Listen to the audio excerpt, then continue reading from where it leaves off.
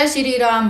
मंगलवार व्रत कथा। हनुमान एक बार नेमी पाषाण्य तीर्थ में 80,000 मुनि एकत्रित होकर पुराणों के ज्ञाता श्री सूत जी से पूछने लगे, हे महामुने, आपने हमें अनेक पुराणों की कथाएं सुनाई हैं। अब कृपा करके हमें ऐसा व्रत और कथा बताए जिसके करने से संतान की प्राप्ति हो तथा मनुष्यों को रोग, शोक, अग्नि, स्रोत, दुख आदि का भय दूर हो, क्योंकि कलयुग में सभी जीवों की आयु बहुत कम है।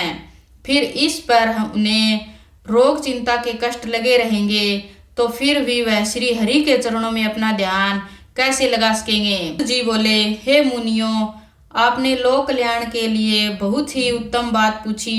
एक बार युधिष्ठिर ने भगवान श्री कृष्ण से लोक कल्याण के लिए यही प्रश्न किया था। भगवान श्री कृष्ण और युधिष्ठिर का संवाद तुम्हारे सामने करता हूँ, ध्यान देकर सुनो। एक समय पांडवों की सभा में श्री कृष्ण जी बैठे हुए थे। तब युधिष्ठिर ने भगवान श्री कृष्ण से प्रश्न किया, हे प्रभु नंद गोविंद, आपने मेरे लिए अनेकों ही कथाएं सुनाई। आज आप कृपा करके ऐसा व्रत या कथा सुनाएं जिसके करने से मनुष्य को रोग चिंता का भय समाप्त हो और उसको पुत्र की प्राप्ति हो। हे प्रभु, बिना पुत्र के जीवन व्यर्थ है।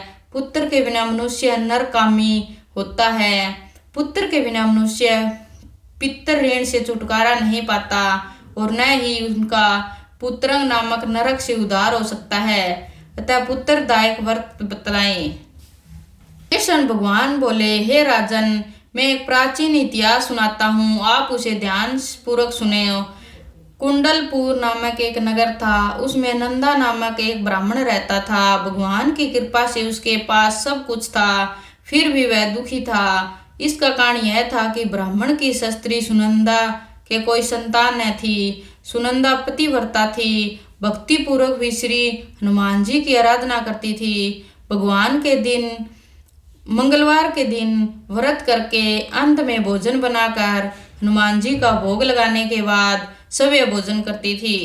एक बार मंगलवार के दिन ब्राह्मणी गृह कार्य की अधिकता के कारण हनुमान जी को भोग न लगा सकी, तो इस पर उसे बहुत दुख हुआ। उसने कुछ भी नहीं खाया और अपने मन में प्रण किया कि अब तो अगले मंगलवार को ही हनुमान जी का भोग लगाकर अन्न जल ग्रहण करूंगी। ब्राह्मणी सुनंदा प्रतिदिन भोजन बनाती, श्रद्धा पूर्वक पति को खिलाती, परंतु सुबह भोजन नहीं करती और मन ही मन श्री हनुमान जी की आराधना करती थी। इसी प्रकार 6 दिन गुजर गए और ब्राह्मणी सुनंदा अपने निश्चय के अनुसार भूखी प्यासी निराहार रही। अगले मंगलवार को ब्राह्मणी सुनंदा प्रातःकाल ही बेहोश होकर गिर पड़ी। ब्राह्मणी सुनंदा की इस असीम भक्ति के प्रभाव से श्री हनुमान जी बहुत प्रसन्न हुए और प्रकट होकर बोले, सुनंदा, मैं तेरी भक्ति से बहुत प्रसन्न हूँ, तू उठ और वर मांग। सुनंदा अपने आराध्य देव श्री हनुमान जी को देखकर आनंद की अधिकता से विहल हो श्री हनुमान जी के चरणों में गिरकर बोली, हे प्रभु, मेरी कोई संतान नहीं है, कृपया करके मुझे संतान प्राप्ति का आशीर्वाद दे, आपकी अति कृपा होगी। श्री महावीर जी बोले, तेरी इच्छा पूर्ण होगी, तेरे एक कन्या पैदा होगी, उसके अष्टांग प्रतिदिन सोना दिया करेंगे। प्रकार कहकर श्री महावीर जी अंतर ध्यान हो गए। ब्राह्मणी सुनंदा बहुत हर्षित हुई और सभी समाचार अपने पति से कहा। ब्राह्मण देव कन्या का वरदान सुनकर कुछ दुखी हुए, परंतु सोना मिलने की बात सुनी तो बहुत प्रसन्न हुए। विचार किया कि ऐसी कन्या के साथ मेरी निर्धनता भी समाप्त हो जाएगी। हनुमान जी की कृपा से वह ब्राह्मणी गर्भवती हुई और 10वें महीने में उसे बहुत ही सुंदर पुत्री प्राप्त हुई। यह बच्ची अपने पिता के घर में ठीक उसी तरह से बढ़ने लगी जिस प्रकार शुक्ल पक्ष का चंद्रमा बढ़ता है। 10वें दिन ब्राह्मण ने उस बालिका का नामकरण संस्कार कराया। उसके कुल पुरोहित ने उस बालिका का नाम रत्नावली रखा, क्योंकि यह कन्या सोना प्रदान किया करती थी। इस कन्या ने पूर्व जन्म में बड़े ही विद्वान से मंगल देव का व्रत किया था। टांग बहुत सा सोना देता था। उस सोने से नंदा ब्राह्मण बहुत ही धनवान हो गया। अब ब्राह्मणी भी बहुत अभिमान करने लगी थी। समय बीतता रहा। अब रत्नावली 10 वर्ष की हो चुकी थी। एक दिन जब नंदा ब्राह्मण प्रसन्नचित्त था, तब सुनंदा ने अपने पति से कहा, मेरी पुत्री रत्नावली विवाह के योग्य हो गई है, अतः आप कोई सुंदर तथा योग्य वर देखकर इसका विवाह कर दे। यह सुनकर ब्राह्मण बोला, अभी तो रत्नावली बहुत छोटी है। तब ब्राह्मणी बोली, शास्त्रों की आज्ञा है कि कन्या 8वें वर्ष में गौरी, 9 वर्ष में राहिणी, 10 वर्ष में कन्या, इसके पश्चात रज सावला हो जाती है। गौरी के दान से पाताल लोक की प्राप्ति होती है, राहिणी के दान से बेकुट लोक की प्राप्ति होती है, कन्या के दान से इंद्रलोक में सुखों की प्राप्ति होती है। अगर हे पतिदेव रज सावला का दान किया जाता है तो घोर नरक की प्राप्ति होती है। ब्राह्मण बोला, अभी तो रत्नावली की मात्र 10 ही वर्ष की है और मैंने तो 16 साल की कन्याओं के विवाह कराए हैं, अभी जल्दी ही क्या है।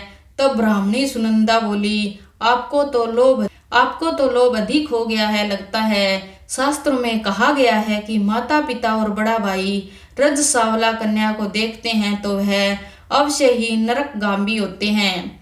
तब ब्राह्मण बोला, अच्छी बात है, कल मैं अवश्य ही योग्य वर की तलाश में अपना दूत भेजूंगा। दूसरे दिन ब्राह्मण ने अपने दूत को बुलाया और आज्ञा दी कि जैसी सुंदर मेरी कन्या है वैसा ही सुंदर वर इसके लिए तलाश करो। दूत अपने स्वामी की आज्ञा पाकर निकल पड़ा। पप्पई नगर में उसने एक सुंदर लड़के को देखा। यह बालक एक ब्राह्मण परिवार का बहुत गुणवान पुत्र था। इसका नाम सोमेश्वर था। दूत ने इस सुंदर व गुणवान ब्राह्मण पुत्र के बारे में अपने स्वामी को पूर्ण विवरण दिया।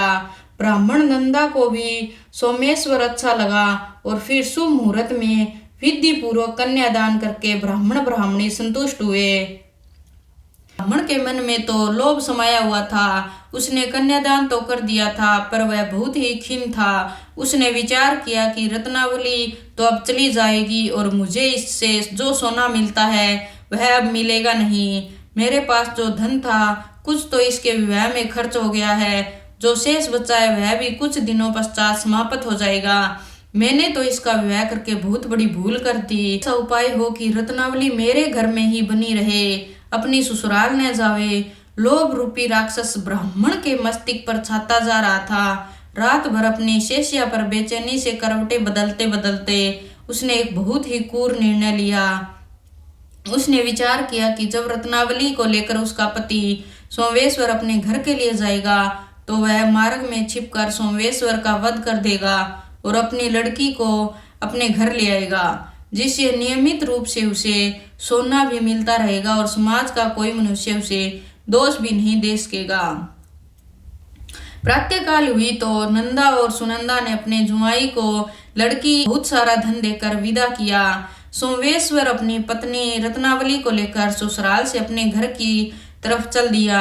ब्राह्मण नंदा महालोभ के वशीभूत हो अपनी मति खो चुका था। पाप पुण्य को उसे विचार न रहा।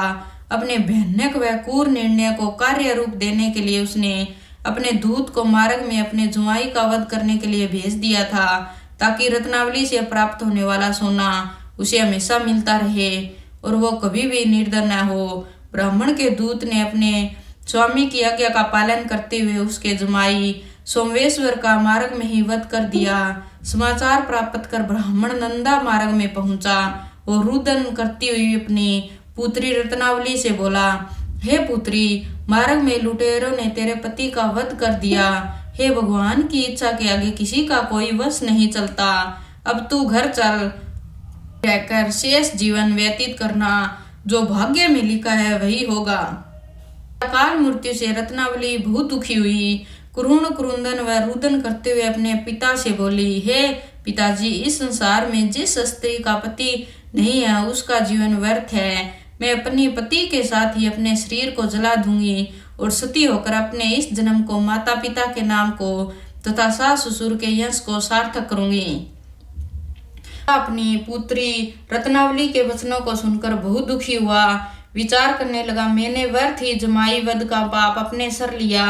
रत्नावली तो उसके पीछे अपने प्राण तक देने को तैयार है। मेरा तो दोनों तरफ से मरण हो गया। धन तो अब मिलेगा नहीं, जवाई वध के पाप के फलस्वरूप यम यातना भी भुगतनी पड़ेगी। यह सोचकर वह बहुत खिन्न हुआ।